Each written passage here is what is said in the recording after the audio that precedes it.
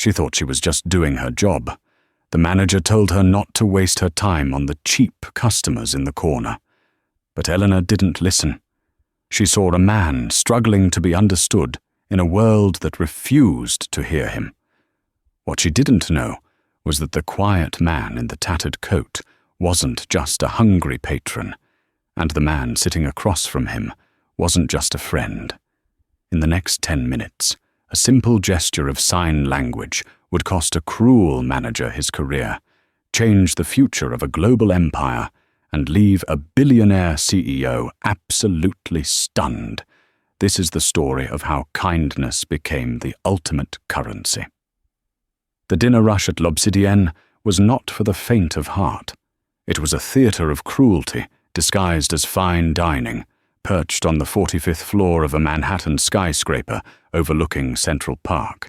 The chandeliers were Swarovski, the cutlery was silver, and the staff was terrified. Elena Russo adjusted her apron, her hands trembling slightly. She checked her reflection in the polished brass of the espresso machine. Dark circles shadowed her eyes, the result of 3 double shifts in a row, and nights spent worrying about the mounting medical bills on her kitchen counter. At 24, Eleanor felt 50. "Russo, stop admiring yourself and move table 7. The voice cracked like a whip. It belonged to Silas Bradford, the floor manager. Bradford was a man who wore Italian suits that cost more than Eleanor's annual rent, yet he wore them with the grace of a prison warden. He was obsessed with L'Obsidienne's image. To him, the restaurant wasn't about food, it was about exclusion. If you weren't wearing the right watch, the right shoes, or the right expression of bored affluence, you were an inconvenience. "Yes, Mr. Bradford, right away," Elena said, keeping her head down. She scurried across the marble floor, balancing a tray of appetizers. She caught the eye of Chloe, the lead waitress, who was currently flirting with a hedge fund manager at table 4. Chloe smirked. She was beautiful, vicious, and Bradford's favorite, because she knew exactly how to upsell a $5,000 bottle of wine to men with fragile egos. Elena was different. She was the filler. She took the tables nobody wanted, the tourists who only ordered water, the elderly couples who stayed too long, the solo diners reading books. She was invisible, and she preferred it that way. Invisibility meant job security, and she needed this job. Her younger brother, Leo, was waiting for a cochlear implant surgery that the insurance company was fighting tooth and nail to deny.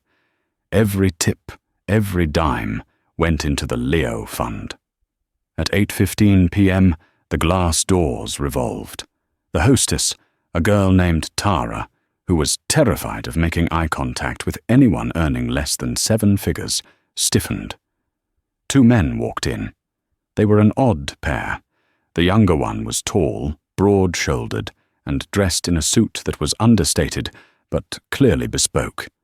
He had dark hair and eyes that scanned the room with the precision of a hawk hunting prey. He exuded power, but he kept it tightly coiled. The older man, however, was the problem. He was frail, wearing a tweed jacket that had seen better days, perhaps better decades. He shuffled slightly, leaning on a cane. He looked like a retired history teacher who had wandered into a shark tank. Bradford intercepted them before they could reach the podium. "Can I help you?" Bradford asked, his tone dripping with that polite hostility specific to New York service. He didn't say welcome. He asked what they wanted, implying they were lost. The younger man spoke. His voice was a low baritone, smooth like aged whiskey. "We have a reservation, under Thorn." Bradford tapped his tablet with an agonizing slowness, letting them wait. Thorn. "Ah, a last-minute booking online. Table 42. Table 42 was the penalty box. It was located near the kitchen swing doors, right next to the service station where the dirty dishes were stacked. It was noisy, drafty, and completely devoid of a view. It was where Bradford put people he wanted to leave quickly. Right this way, Bradford said, not bothering to gesture with an open hand. He walked off, leaving them to follow. As they passed the wait station, Elena heard Bradford hiss to Chloe. 2 covers at 42. Don't waste your time. They're water and bread types. Let the invisible girl handle it. Chloe giggled. Got it. I'm busy with the senators at table 6 anyway. Eleanor felt a knot of indignation tighten in her stomach. She watched the 2 men sit at the terrible table. The older man looked around, confused by the clatter of the kitchen doors swinging open just inches from his head. The younger man looked unfazed, but his eyes were fixed on Bradford's retreating back with a cold, calculating intensity. Elena! Bradford snapped, startling her. Table 42. Get them out in an hour. We need the table for the post-theatre rush. Elena nodded and grabbed 2 menus. She took a deep breath, pasted on her best smile, and walked toward the penalty box. She didn't know it yet, but the long walk to table 42 was the most important journey of her life. As Eleanor approached the table, the noise from the kitchen was deafening. A chef was shouting orders and plates were clattering. Good evening, gentlemen, Elena said, placing the heavy leather-bound menus down gently. My name is Elena, and I'll be taking care of you tonight. Can I start you off with... She stopped. The older man wasn't looking at her. He was staring intently at the younger man, his hands moving in small, agitated circles near his chest. He looked distressed. He pointed to the menu, then to his ear, then shook his head. The younger man, the one with the hawk-like eyes, looked up at Elena. My father is deaf, he said. His voice was protective, almost challenging her to make an issue of it. The noise here. It's vibrating the floor. It's disorienting for him. And the lighting is too dim for him to read my lips clearly. Elena looked at the older man. He looked small in the chair, his eyes darting around the chaotic room, isolated in a bubble of silence and confusion. Most servers at L'Obsidienne would have shouted. That was the standard reaction to deafness. People just yelled louder, as if volume could repair a nerve. Or they would speak only to the hearing companion, treating the deaf person like a piece of furniture. Elena didn't do either. She felt a familiar ache in her chest. She thought of Leo, her little brother, and how he would come home from school crying because the teacher had turned her back while speaking, and he had missed the homework assignment. She remembered the nights they spent practicing American Sign Language, ASL, at the kitchen table, their hands flying through the air, creating a world where they didn't need sound to say I love you. Elena set her notepad down. She squared her shoulders, looked directly at the older man, and raised her hands. Hello, she signed, her movements fluid and clear. My name is Elena. Welcome. I am happy you are here. The effect was instantaneous. The older man froze. His eyes widened, the fear and confusion evaporating instantly. A genuine, crinkled smile broke across his face. He sat up straighter. You sign? He signed back, his hands trembling slightly with excitement. You know my language? Yes, Elena signed, smiling warmly. My brother is deaf. I learned for him. Is the light too dark? I can bring a small candle, or I can read the menu for you. The older man turned to his son, frantically tapping his arm. Julian, look, she speaks. She understands. The younger man, Julian, sat in stunned silence. The protective edge in his eyes vanished, replaced by a look of profound shock. He watched Elena's hands, graceful, practiced, respectful. He looked from her to his father, seeing a joy in the old man's face that hadn't been there when they walked in. I didn't know, Julian started, then stopped. He cleared his throat. We didn't expect anyone here to know ASL. It's a beautiful language, Elena said softly, her voice returning to spoken English for a moment. It carries more emotion than words sometimes. She turned back to the father. The kitchen is very loud here, she signed. I am sorry about the bad table, but the food is very good. Do you like fish? I love fish, the father signed enthusiastically. But nothing too spicy. My stomach is old. Elena laughed, a genuine sound that cut through the pretension of the room. I recommend the Dover sole. It is soft, buttery, and very safe. And for you? She looked at Julian. Julian was staring at her, as if he were trying to solve a complex equation. He wasn't looking at her uniform or her messy bun. He was looking at her. I'll have whatever he's having, Julian said quietly. And thank you. No need to thank me, Elena said. As she turned to put the order in, she saw Silas Bradford watching from the other side of the room. He was scowling. He marched over, intercepting her before she reached the computer terminal. What are you doing, Russo? Bradford hissed, grabbing her arm. I saw you waving your hands around like a circus performer. It looks ridiculous. This is a 5-star establishment, not a community center.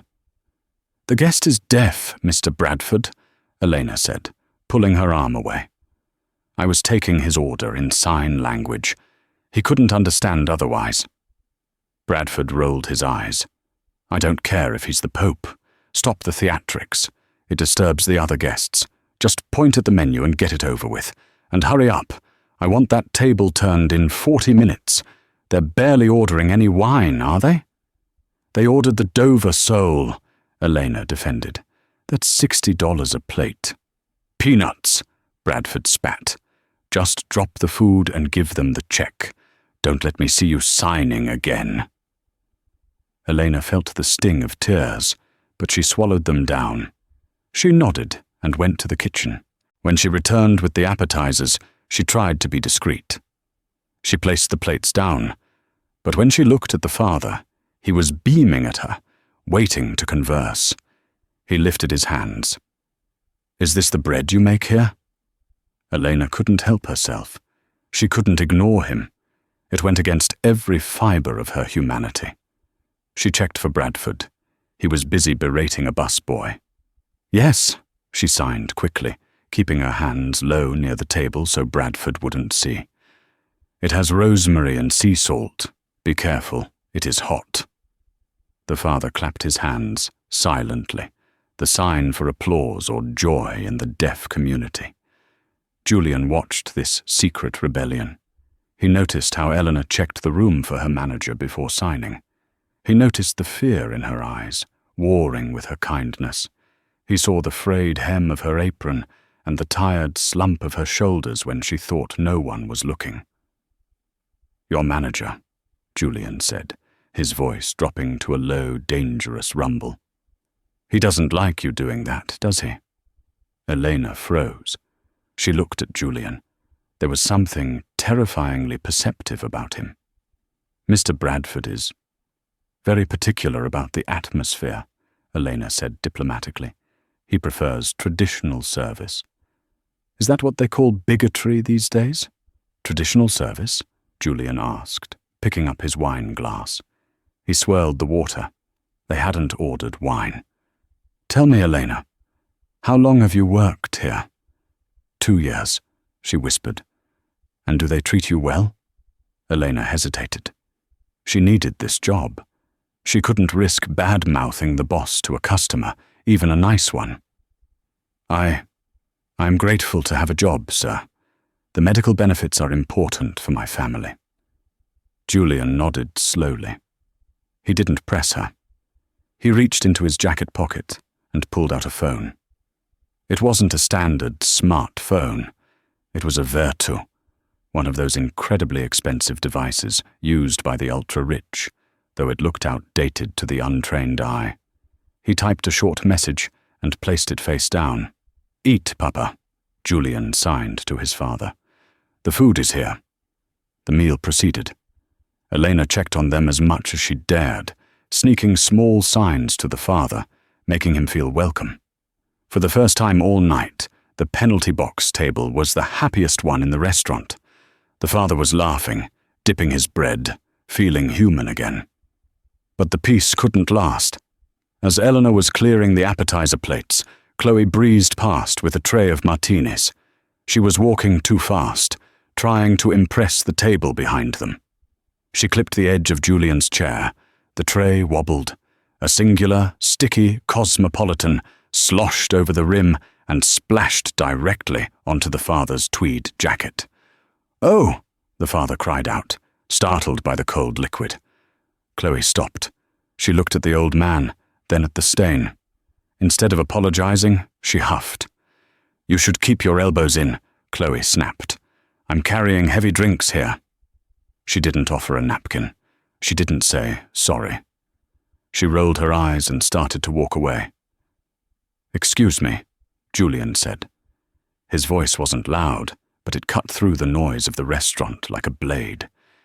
"You just spilled a drink on my father." Chloe turned around, hand on her hip. She looked at Julian's plain suit, then at the father's old jacket. She made a calculation. These men are nobodies. "Sir, he bumped into me," Chloe lied smoothly. "Maybe if he was paying attention, instead of waving his hands around, it wouldn't have happened. I'll bring some club soda. But really, you need to be more careful." She turned to leave again. "Manager," Julian said. He didn't shout. He just said the word with absolute authority. "Now." Bradford, sensing a disturbance, materialized instantly. He looked at the spilled drink, then at Chloe, who immediately put on a pouty face. "He hit my tray, Silas," Chloe whined. "I tried to save it, but he was flailing." Bradford turned to Julian and his father. He didn't ask for their side of the story. He looked at the stain on the tweed jacket with disdain, as if the jacket was already garbage before the drink hit it. "Gentlemen," Bradford said icily, "please lower your voices. We have respectable guests trying to enjoy their dinner. Accidents happen. I suggest you cover the cleaning bill yourselves, considering your animated behavior caused the collision." Elena, standing nearby, holding the dirty plates, felt the blood drain from her face. It was a lie. A blatant, cruel lie. She had seen it. Chloe had been walking too fast and wasn't looking. Julian looked at Bradford. A small, cold smile touched his lips. It was the smile of a man who held a royal flush while his opponent bet the farm on a pair of twos. "You want us to pay for the cleaning?" Julian asked softly. "I want you to finish your meal and leave quietly," Bradford sneered, "or I will have security escort you out. We don't need this kind of trouble at L'Obsidian." The father looked confused, sensing the tension, but not hearing the words. He looked at Elena with wide, fearful eyes. "What is happening? Are we in trouble?" Elena dropped the plates on the service station. The crash made everyone jump. She couldn't do it. She couldn't watch this. The Leo Fund be damned. The rent be damned. "No," Elena said loudly. Bradford whipped his head around. "Excuse me, Russo." Elena stepped between Bradford and the table. She was shaking, but her chin was high. "Chloe was walking too fast," Elena said, her voice trembling but clear. She wasn't looking.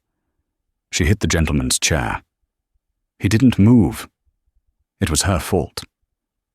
"And you?" She looked at Bradford. "You are being incredibly rude to a guest just because you think he has no money." The restaurant went silent. Even the kitchen noise seemed to fade. Bradford's face turned a shade of purple Elena had never seen before. "You are fired, Russo. Get out, now." "Gladly," Elena said. She turned to the father. "I am sorry," she signed, tears finally spilling over. "You did nothing wrong. You are a good man." She untied her apron and threw it on the floor. "Wait," Julian said. He stood up. He was tall, much taller than Bradford. He didn't look at the manager. He looked at Elena. Don't leave yet, Elena, Julian said. He reached into his inner pocket and pulled out a wallet. He extracted a card. It wasn't a credit card. It was a black titanium card with a small gold crest on it. He tossed it onto the table. It made a heavy clink sound against the marble. Bradford, is it? Julian asked, turning his gaze to the manager. I believe you have a rule here. The customer is always right? Get out, Bradford sputtered, though his eyes were glued to the black card. He didn't recognize the bank, but he recognized the weight of it. My name, Julian said, his voice rising just enough to carry to the nearby tables, is Julian Thorne. But my legal name is Julian Sterling. The color drained from Bradford's face so fast, he looked like a corpse. Sterling. The Sterling Group owned the building.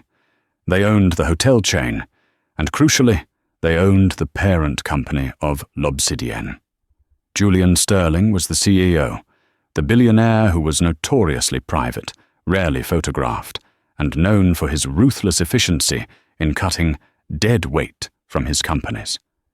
And this, Julian placed a hand on his father's shoulder, is Marcus Sterling, the founder of the company, and you just tried to throw him out for being deaf.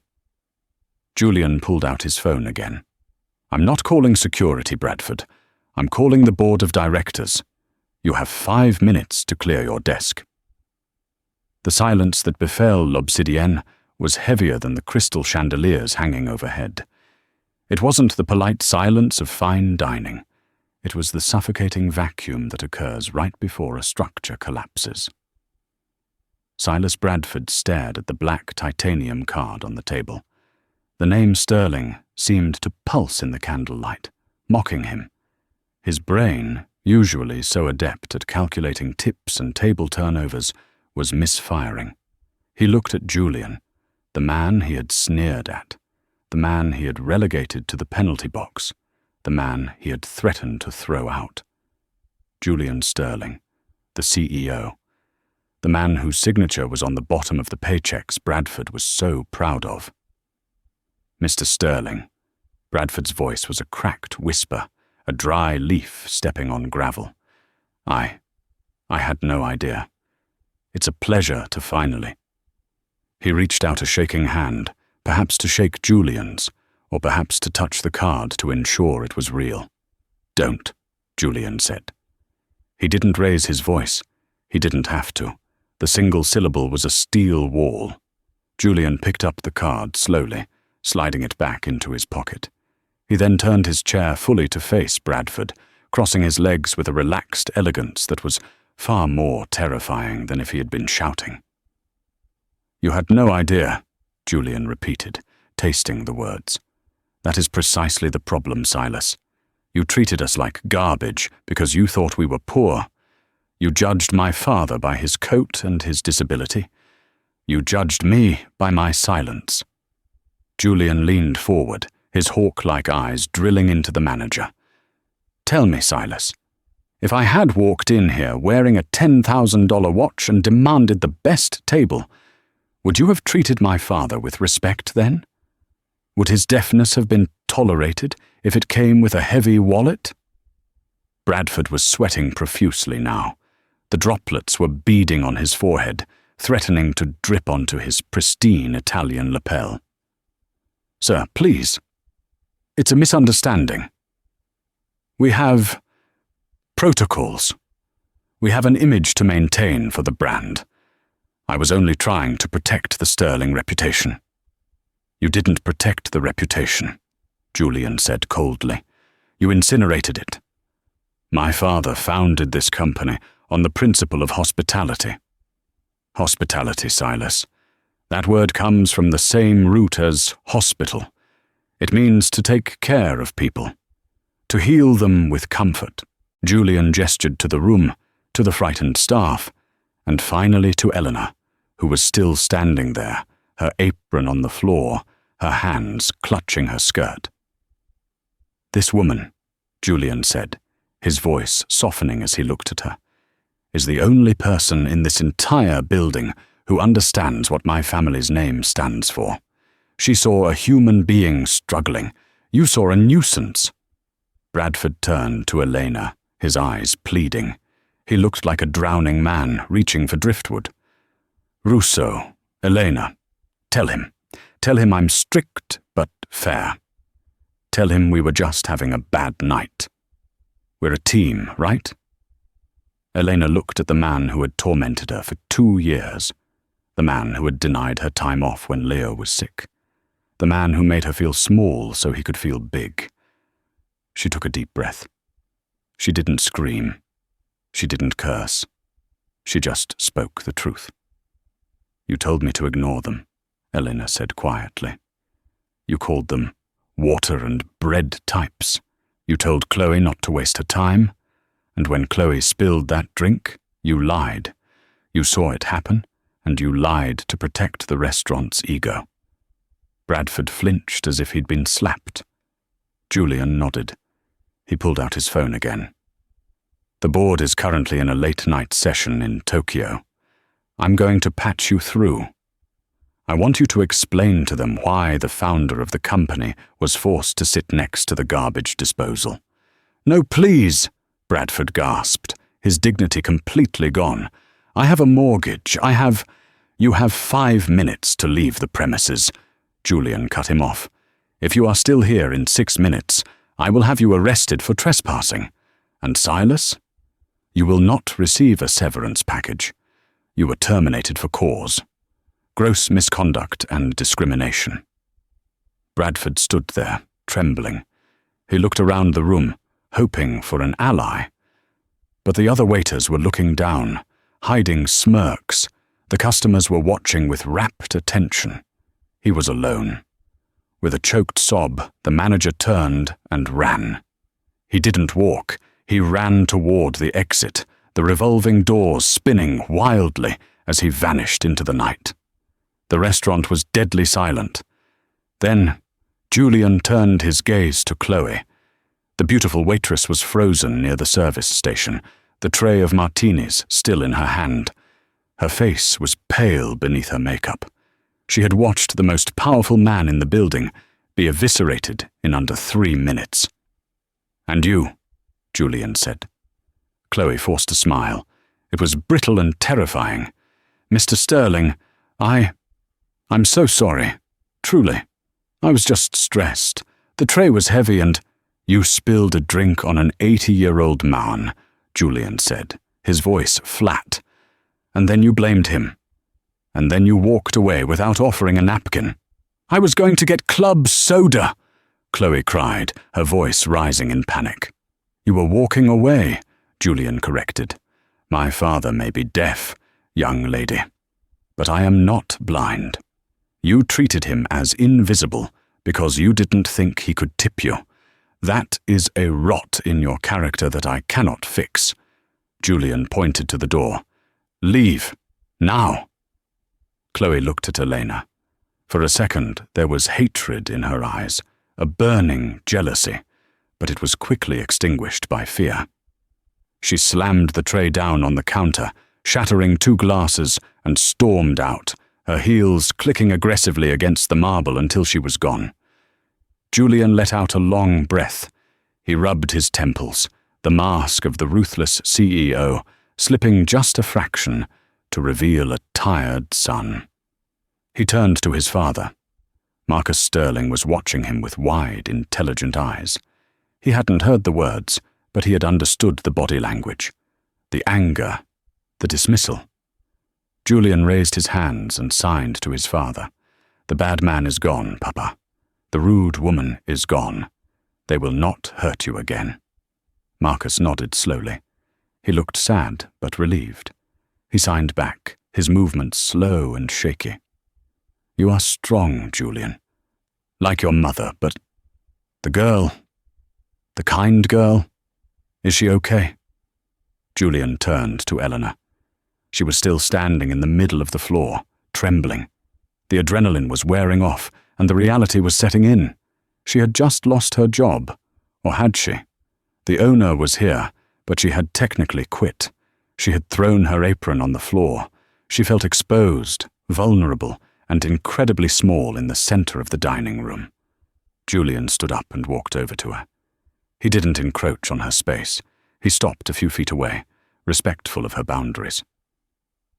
"Elena," he said softly. She looked up, her eyes swimming with unshed tears. I'm sorry about the scene, sir. I should go. I need to get my purse from the locker." "You're not going anywhere," Julian said. "Please, join us." "Join you?" Elena blinked. "Sir, I can't. I'm a waitress. I can't sit at the table." "You're not a waitress tonight," Julian corrected. "Tonight you are the guest of honor. Please, my father would like to thank you properly." Elena looked at table 42. The penalty box. Marcus was smiling at her, patting the empty chair next to him. It was a breach of every protocol she had ever learned. But looking at Julian's sincere eyes, she realized the old protocols were gone. Bradford had taken them with him when he ran. Slowly, Elena walked over to the table. She sat down, and for the first time in the history of L'Obsidienne, a waitress sat to dine with the owners, while the rest of the room watched in stunned, silent awe. The atmosphere at table 42 shifted from a battleground to a sanctuary. Julian signaled to a passing busboy, a young man named Matteo who looked terrified. "Matteo, isn't it?" Julian asked gently. Yes, sir," Matteo stammered. "Bring a fresh bottle of sparkling water, and bring the menu back. We need to order properly this time. And Matteo, tell the kitchen that if the Dover sole isn't absolute perfection, I'm coming back there to cook it myself." Matteo cracked a nervous smile. "Yes, sir. Right away, sir." As Matteo scurried off, Julian turned his attention to Elena. Up close, he could see the exhaustion etched into her young face. He saw the frayed collar of her shirt, and the way her hands were chapped from constant washing. "Elena," Julian started, pouring her a glass of water himself. "I owe you an explanation, and an apology." "You don't owe me anything," Elena said, her voice still shaky. "You stood up for your father. Anyone would do that." "No," Julian shook his head. "Not anyone. We've been to 6 restaurants in the last week. In 3 of them we were ignored. In 2, we were treated with pity.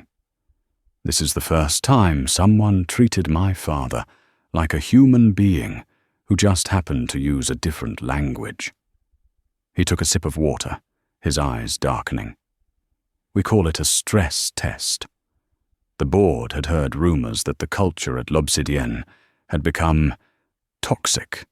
Profits were high, but customer satisfaction scores were dropping. We couldn't figure out why. So we decided to come in undercover, to see the reality from the ground floor. Elena realized then the magnitude of what had happened. "So you knew? You knew Bradford was—" "I suspected," Julian said. "But seeing him shove us into this corner, hearing him call you invisible, it broke my heart. This company was my father's life's work. He built it on kindness. Seeing it twisted into arrogance, it was painful." Marcus tapped the table gently to get their attention. He looked at Eleanor, his eyes twinkling. "Why are you sad?" he signed. "You have a good heart. You should be smiling." Elena smiled involuntarily. Her hands automatically came up to respond. "I am not sad. I am just shocked. It has been a very long night." Marcus nodded. "You sign very well, very fluid. Where did you learn? You said your brother?" Elena felt the lump in her throat return at the mention of Leo. She glanced at Julian, then back to Marcus. "Yes," she signed. "My brother, Leo. He is 7 years old. He lost his hearing 2 years ago after a bad fever. We are learning together." 7 years old, Julian said aloud, translating the signs in his head. He looked at Elena with a new intensity. "That's a difficult age to lose your hearing. How is he coping? Elena looked down at the white tablecloth. She traced the pattern of the fabric with her finger. It's hard, she whispered. He used to love music. Now he withdraws. He gets frustrated at school because the teachers don't always wear the clear masks, and he can't lip-read well yet. He feels alone. She looked up at Julian, her vulnerability raw. That's why I understood your father. I saw Leo in him. That look of being in a room full of people but being completely isolated. Julian felt a tightness in his chest. He had seen that look on his own father's face 1,000 times after the stroke that took his hearing 5 years ago. And the surgery? Julian asked softly. You mentioned medical benefits earlier. Is he a candidate for cochlear implants? Eleanor nodded, a tear finally escaping and tracking down her cheek. He is. He's a perfect candidate. But the insurance through the restaurant is the basic plan. They denied the claim 3 times. They call it elective. They say hearing aids are enough. She let out a bitter laugh. Hearing aids don't work for his type of loss. So I'm saving. Every shift, every tip. The Leo Fund. Julian looked at this woman. She was 24, fighting a massive insurance conglomerate, working double shifts under a tyrant like Bradford, all to give her little brother the gift of sound. And yet, she had risked that paycheck, risked the Leo Fund, to defend his father. The food arrived. The Dover sole was, indeed, perfection.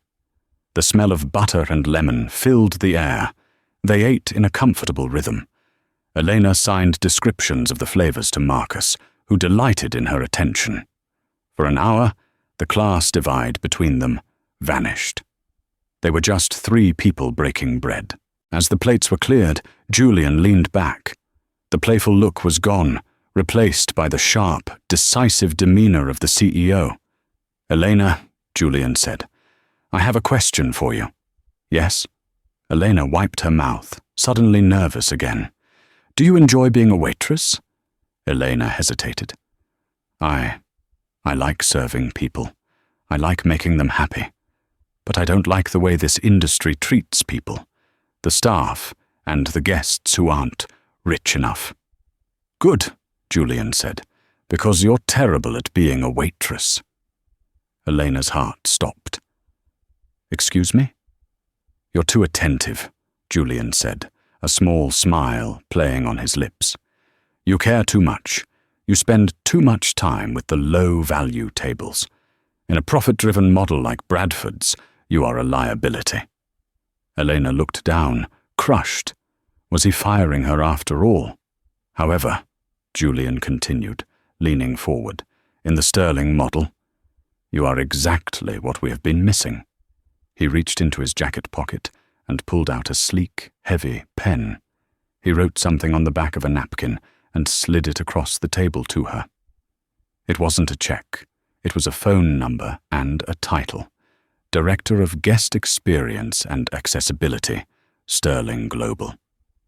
I don't want you carrying trays anymore, Elena, Julian said firmly. I want you to teach. I want you to travel to our hotels and restaurants. I want you to train our staff on how to treat guests with disabilities. I want you to implement sign language programs. I want you to be the conscience of this company. Elena stared at the napkin. The words swam before her eyes.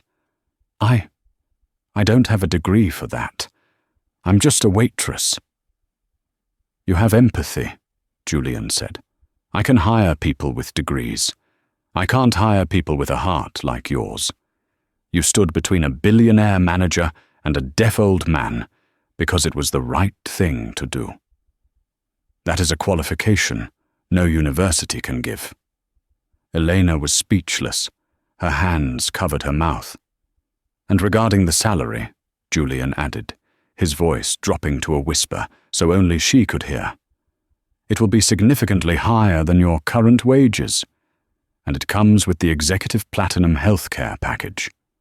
He paused, letting the weight of that sink in. The Platinum package covers cochlear implants, 100%. No questions asked, no denials. Elena looked at Julian. Then she looked at Marcus, who was watching her with a hopeful expression. She thought of Leo. She thought of him hearing music again. She thought of the silence of their apartment being filled with his laughter. The dam broke. Elena put her head in her hands and wept. Not the polite, stifled crying of a waitress hiding in the walk-in freezer, but the heaving, relieving sobs of a soldier who has finally been told the war is over. Marcus reached out and patted her hand awkwardly but kindly. "It's okay," he signed. "You are safe now." Julian sat silently, waiting for her to compose herself. He knew, in that moment, that firing Bradford was the best business decision he had ever made. But hiring Elena? That was the best human decision. But as Elena wiped her eyes, looking up with a gratitude that shone brighter than the diamonds in the room, Julian realized something else. He wasn't just offering her a job because she was kind. He was offering it because, for the first time in years, sitting at this chaotic, noisy table, he didn't feel lonely either.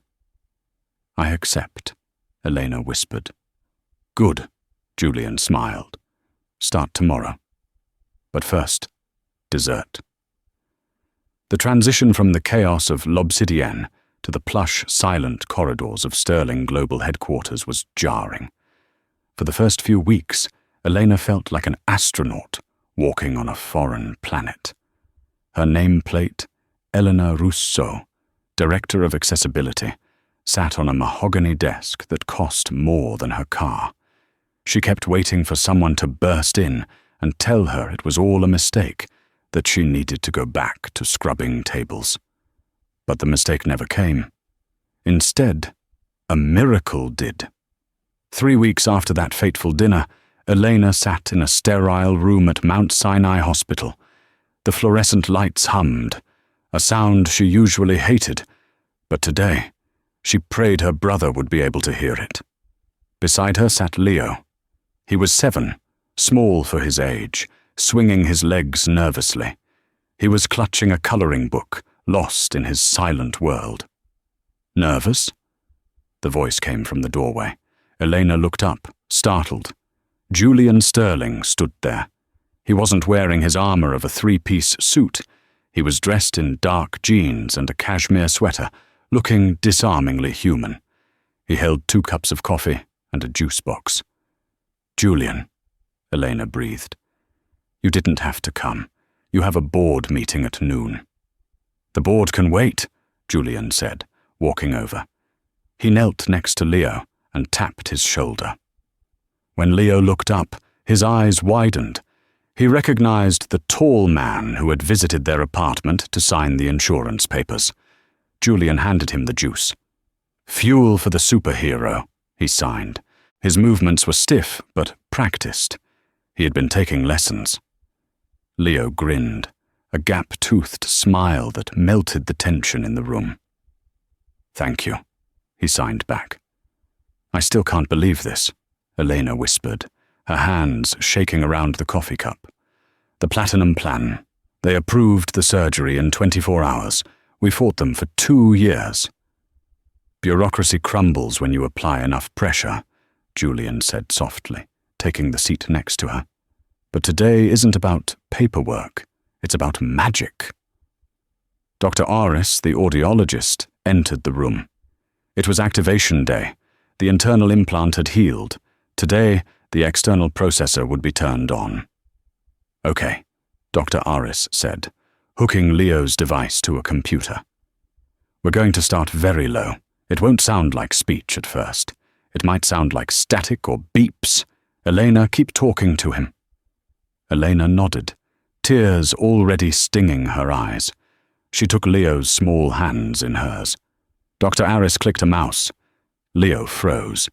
His eyes darted to the corner of the room, then back to Elena. He touched his ear, his face scrunching in confusion. The silence he had known for 2 years had been breached. "Leo?" Elena said, her voice trembling. "Leo, can you hear me? It's Elena, it's Sissy." Leo stared at her lips. But then his gaze drifted up to her eyes. He wasn't lip-reading. He was listening. "Leo," she cried, "I love you. I love you so much." Leo's breath hitched. A look of pure, unadulterated wonder washed over his face. It was as if the sun had risen in a dark room. His chin wobbled, and he pulled his hand away to point at his ear. "Noise," he signed frantically. "I hear... noise." "It's my voice, Leo," Elena sobbed. Leo didn't sign back. Instead, he opened his mouth and let out a sound. It was a laugh, rusty and unused, but the most beautiful symphony Elena had ever heard. He laughed because he could hear himself laughing. He threw himself into Elena's arms, burying his face in her neck. Across the small room, Julian Sterling watched. The billionaire who controlled hotels on 3 continents felt a tear track down his own cheek. He wiped it away quickly, but not before Elena saw it. In that moment, the employee-boss dynamic evaporated. They were just 2 people witnessing a miracle. Julian reached out and placed a hand on Leo's back. "Welcome back to the world, kid," he whispered. Leo pulled back and looked at Julian. He pointed to Julian's mouth. "Say something," Elena urged. Julian cleared his throat. "Hello, Leo." Leo giggled, the vibration of the deep voice fascinating him. "Deep voice," Leo signed. Elena laughed through her tears. "He likes your voice." The drive back to the city was a sensory adventure. Leo was fascinated by everything: the click of the turn signal, the hum of the engine, the honk of taxis. Eventually, exhausted by the sensory overload, he fell asleep in the back seat of Julian's limousine. "Thank you," Elena said softly in the quiet of the car. "I know you hear it all the time, but you saved his life. You saved mine." Julian looked at her, the city lights reflecting in his dark eyes. "You give me too much credit, Elena. You did the work. You fought for him. I just opened a door." He hesitated, his hand resting on the leather console between them. The air in the car felt charged, heavy with unspoken emotion. "My father asks about you every day," Julian said. "But I find myself waiting for you to walk into the office every morning, too." Elena looked at him. The attraction had been a slow burn, fueled by respect and shared vulnerability. "You," she said softly, "are the best surprise I've ever had." Julian leaned in slightly, the distance between them closing. But just as the moment peaked, the car stopped. "We're at your apartment, Ms. Russo," the driver announced. The spell broke. Julian pulled back, though his eyes lingered on her lips. "Take the week off, Elena. Be with Leo. The office isn't going anywhere." Elena nodded, her heart pounding. She carried a sleeping Leo up the stairs to their walk-up apartment. But as she laid him in bed, she knew her life had irrevocably changed. She wasn't just the invisible waitress anymore. She was a woman who had been seen, heard, and, perhaps, loved. 6 months had passed since the incident at L'Obsidienne. Elena Russo was no longer walking on a foreign planet. She was reshaping it. Under her direction, Sterling Global had launched the Silent Welcome initiative, a massive success that the media was calling the Sterling Standard. But success breeds envy, and in the shark tank of New York high society, envy is a weapon. It was the night of the annual Sterling Gala, the crown jewel of the social calendar held at the Pierre Hotel. The ballroom was a sea of diamonds, tuxedos, and the city's most powerful elite. Elena stood near the head table, wearing a midnight blue gown Julian had commissioned for her. She looked regal, but inside she was trembling, I feel like an imposter, she signed to Marcus, who sat nearby in his wheelchair, looking frail but proud. You are the only real person in this room, Marcus signed back, head high. Tonight was Elena's public debut. She was to present the quarterly results of her division. But before she could even reach the podium, the atmosphere shifted. A commotion erupted near the entrance. A man pushed past the security cordon, flanked by a cameraman with a blinding spotlight and a woman holding a recording device. It was Silas Bradford. He looked different, tanned, wearing a flashy suit, and holding a microphone with the logo of The City Truth, a notorious tabloid site. He wasn't there as a guest. He was there as an executioner.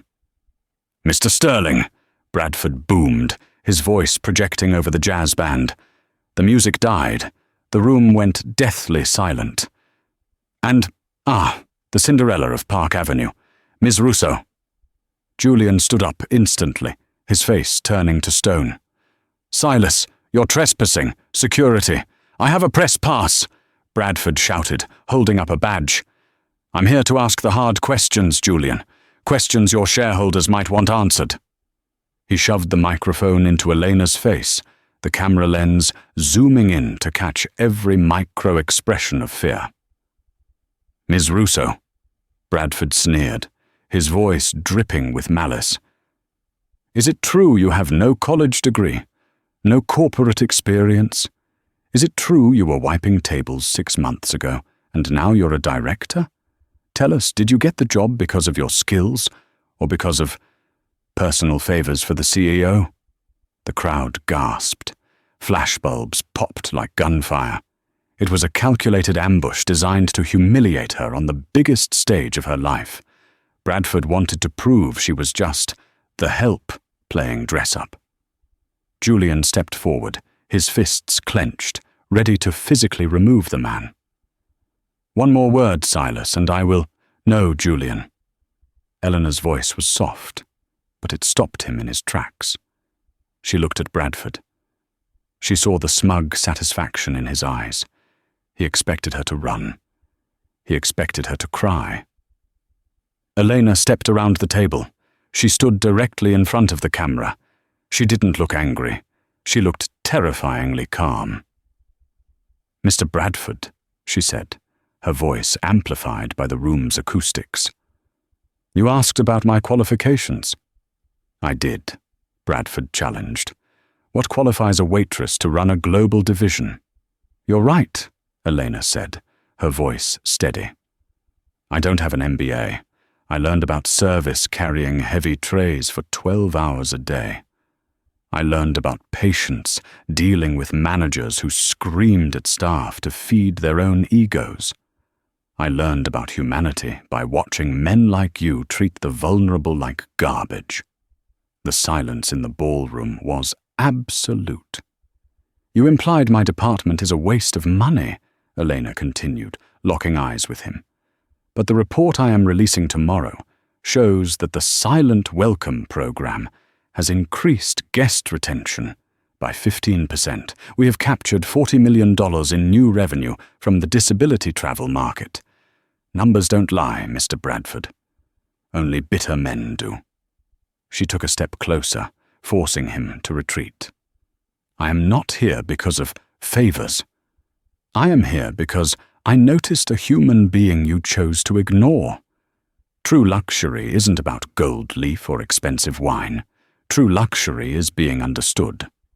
That is a lesson you never learned, which is why you are holding a microphone for a tabloid, and I am building the future." Elena signaled to the security team. "Please escort this guest out. He is disturbing the atmosphere." The room erupted. It wasn't just polite applause. It was a roar of approval. The business titans in the room respected strength, and Elena had just shown she had steel in her spine. Bradford turned purple. "This isn't over," he screamed as security dragged him away. "I know things. You'll regret this." As the door slammed shut, Julian walked up to Eleanor. He ignored the cameras.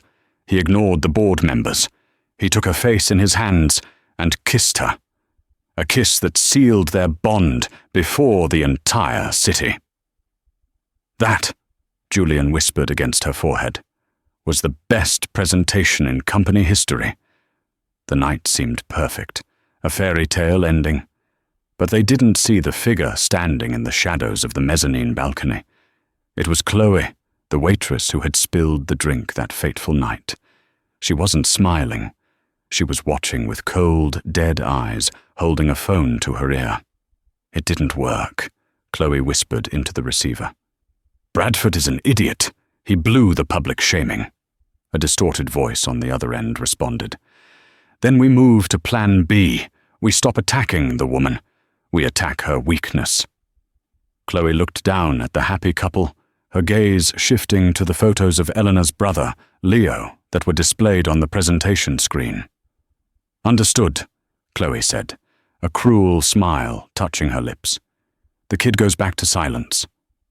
She hung up and slipped out the side door, leaving the celebration behind. The war wasn't over.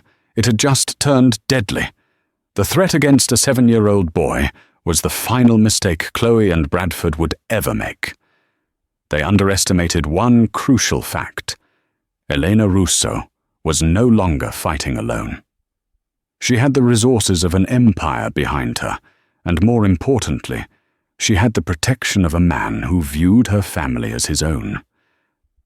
3 days after the gala, the trap was sprung.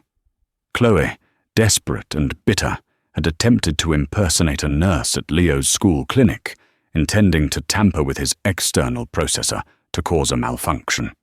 A cruel, petty act designed to plunge the boy back into silence and break Elena's spirit. But she never made it through the door. As Chloe reached for the handle of the clinic, 2 large men in dark suits stepped out from the shadows. Behind them walked Julian Sterling.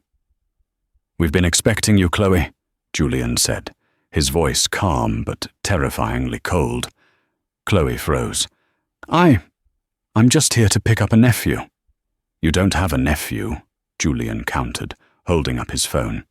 On the screen was a live feed of the police arresting Silas Bradford at his dive bar.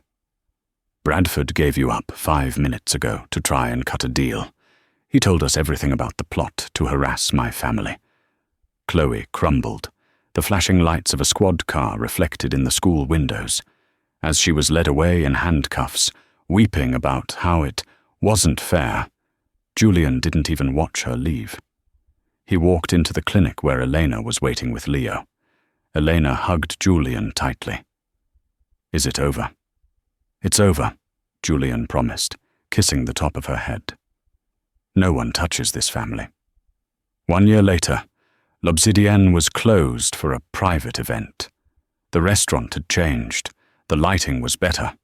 The menus were visual. The staff included people of all abilities, signing and speaking in a symphony of inclusive service. In the center of the room, at table 42, the former penalty box, now renamed the Founders Table, a wedding reception was in full swing. Elena wore white, looking radiant and confident, a far cry from the exhausted waitress who had hidden in the shadows. Julian stood beside her, looking happier than anyone had seen him in decades. Marcus Sterling, now in a wheelchair but grinning ear to ear, raised a glass. Leo, now 8 years old and thriving, tapped a spoon against a glass. The room went silent. He didn't use sign language this time. He held a microphone. "My name is Leo," he said, his voice clear and strong, "and I want to make a toast to my sister. She taught me that even when you can't hear the world can still hear your heart. And to Julian, thank you for listening." There wasn't a dry eye in the house. Later that night, as the party wound down, Elena and Julian sat alone at table 42, looking out over the city lights. "You know," Julian said, holding her hand, "Bradford was right about one thing." "What's that?" Elena asked. "You really were invisible," Julian said softly, but only because you were an angel hiding in plain sight. I'm just the lucky man who looked up. Elena smiled, leaning her head on his shoulder. And I'm just the waitress who took a billionaire's order. They laughed, the sound mingling with the soft jazz playing in the background. In a city of millions, in a world of noise, they had found the perfect frequency of love. Elena's story reminds us of a powerful truth that is often forgotten in our busy, noisy world. Kindness is the only currency that never devalues. Silas Bradford and Chloe believed that worth was determined by the clothes on your back or the credit card in your pocket. They treated people as disposable, and in the end, they were the ones who were discarded. Elena, however, understood that every human being, whether a billionaire CEO or a struggling waiter, hearing or deaf, deserves dignity. By treating a stranger with compassion, she didn't just earn a job or a husband. She healed a family and changed an entire corporate culture. We often walk through life wearing blinders, ignoring the invisible people around us. But as Elena and Julian proved, sometimes the most important conversations happen without a single spoken word. You never know who you are serving or who is watching. Be kind. Always. If this story touched your heart, please hit that like button. It helps us share these important messages with more people. What would you have done if you were in Elena's shoes? Let me know in the comments below. Type, I choose kindness, if you believe that one good deed can change a life. And don't forget to subscribe and ring the notification bell so you never miss a story that inspires. Thank you for watching, and remember, listen with your heart.